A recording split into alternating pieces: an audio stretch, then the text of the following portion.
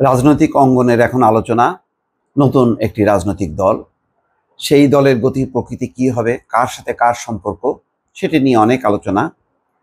বলা হচ্ছে যে সরকারের ভেতরে থেকেই তারা দল গড়ার জন্য তৎপর, কিন্তু তারা বলছেন যে না, তারা সরকার থেকে পদত্যাগ করেই দল গড়বেন এবং এটা তাদের চ্যালেঞ্জ। 24-এর যে জুলাইয়ের গণঅভ্যুত্থান, সেই গণঅভ্যুত্থানের চেতনাকে নিয়েই তারা সামনে অগ্রসর হবেন। এরকম একটি প্রেক্ষাপটে প্রথম আলোর রিপোর্ট, নাহিদ আহ্বায়ক সদস্য সচিব পদে আলোচনায় 3 জন। নাহিদ ইসলাম বর্তমান সরকারের উপদেষ্টা, তিনি এই দলের প্রধান বা আহ্বায়ক, মানে 1 নম্বর পদে তিনি, এটা পরিষ্কার। নাহিদ ইসলাম যদি এই দলের প্রধান হন তাহলে এটা পরিষ্কার যে এটা ছাত্রদের একটি দল। এখন ছাত্রদের দল, তার দেশব্যাপী তার ভূমিকা কি হবে এবং রাজনৈতিক অঙ্গনে তাদের অবস্থানটাকে কিভাবে মূল্যায়ন করবে, এ নিয়ে নানা মত আছে। কেউ মনে করেন যে না, ছাত্রদের রাজনীতিতে জড়ানো উচিত না, তাদের শিক্ষাঙ্গনে মনোযোগী হওয়া উচিত, তা নাহলে ছাত্ররা রাজনীতির নামে বিচ্যুত হবে এবং মূল লক্ষ্য থেকে তারা দূরে সরে যাবে। আবার কেউ কেউ মনে করেন যে বাংলাদেশ, আগামীর বাংলাদেশ তরুণরাই বিনির্মাণ করবেন, তরুণরা যেহেতু গণঅভ্যুত্থান করেছেন, ফলে তরুণরা রাষ্ট্র তারা গড়বেন।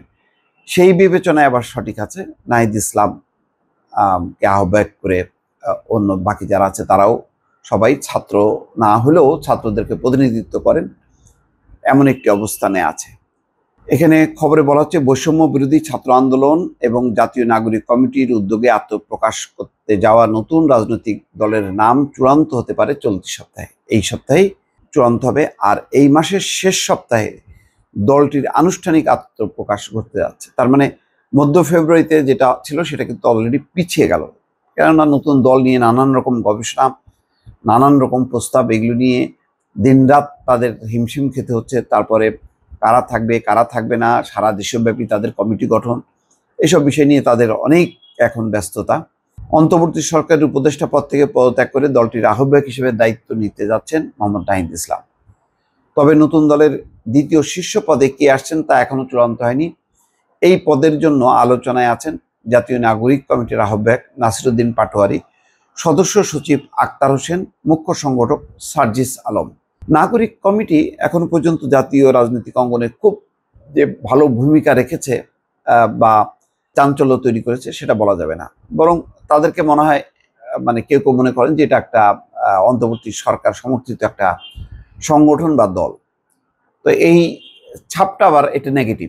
নিজস্ব যদি পরিচয় তাদের না গড়ে ওঠে তাহলে দল হিসেবে কিন্তু মুখ থুবড়ে পড়বে, এটা পরিষ্কার। যেমন বিএনপি, জামাত বা আওয়ামী লীগ, তারা নিজ নিজ আদর্শ বা দর্শনে বলিয়ান হয়ে তারা বাংলাদেশের রাজনীতিতে এসছে, কিন্তু নতুন যে দল, সেই দলের যদি তারা অন্তর্বর্তী সরকারের কারোর আশীর্বাদ পুষ্ট হতে চায় অথবা জামাতের অনুগ্রহ ভাজন যদি হিসেবে সামনে আবির্ভূত হয়, সেটা তাদের নিজস্ব বিকাশের ক্ষেত্রে একটা অন্তরায় হবে।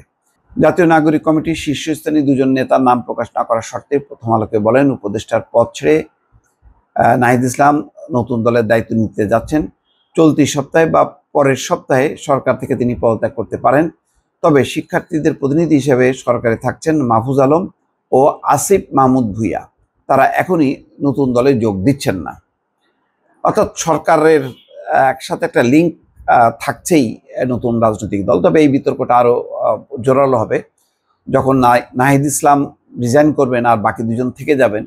এক ধরনের সংযুক্তি থাকবে নতুন দলের সঙ্গে, সেটা অন্যান্য দল এটার বিরোধিতা করবে, এটা বলাই যায়। ফেব্রুয়ারির 3য় সপ্তাহের মধ্যে দলের নাম সহ অন্যান্য বিষয় চূড়ান্ত হয়ে যাবে। এরপর এই মাসের শেষ সপ্তাহে আনুষ্ঠানিকভাবে আহ্বায়ক কমিটির ঘোষণার মধ্য দিয়ে দলের যাত্রা শুরু হবে। দিনটি হতে পারে 25 ফেব্রুয়ারি আগে বা পরে। নতুন দলের যাত্রা আহ্বায়ক কমিটি গঠনের মাধ্যমে হতে পারে। 15 থেকে 28 ফেব্রুয়ারির মধ্যে যে কোনো দিন নতুন রাজনৈতিক দলের আনুষ্ঠানিক ঘোষণা আসতে পারে বলে শুক্রবার প্রথম আলোকে জানান জাতীয় নাগরিক কমিটির আহ্বায়ক নাসিরউদ্দিন পাটোয়ারি। অন্যদিকে সদস্য সচিব আক্তার হোসেন জানান, ফেব্রুয়ারির শেষাংশে দলের ঘোষণা আসতে পারে। নাগরিক কমিটির দায়িত্বশীল একাধিক সূত্র জানায়, নতুন দলের দ্বিতীয় সর্বোচ্চ পদে কে আসছেন তা নিয়ে এক ধরনের প্রতিযোগিতা রয়েছে।